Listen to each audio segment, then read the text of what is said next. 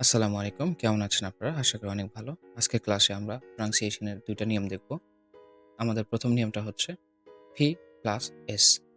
আচ্ছা, P plus S পরপর থাকলে এবং P এর আগে কোনো ভাওয়েল না থাকলে P অনুচ্চারিত থাকে। যেমন ধরুন PSYCHE।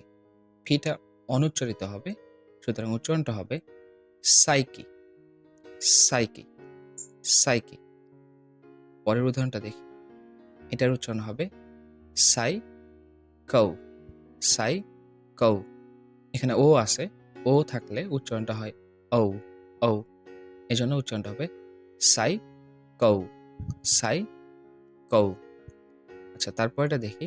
এটা দেখুন, এটা হচ্ছে সৌরা, সৌরা, সৌরা। কারণ এস ও, সৌ, সৌ। এন ও, নাও, নাও। জি ও, গৌ, গৌ। ঠিক আছে? তো এজন্য এখানে এস ও, সৌ, সৌরা, সৌরা, সৌরা, সৌরা। ঠিক আছে? তা আমরা পরের নিয়মটা দেখি।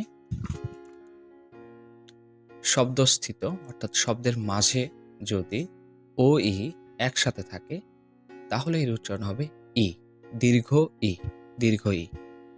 তো আমরা উদাহরণগুলো দেখি। আচ্ছা, প্রথম উদাহরণটা হচ্ছে ফনিক্স নয়, এটা হবে ফিনিক্স, ফিনিক্স, ফিনিক্স। ঠিক আছে? ফিনিক্স।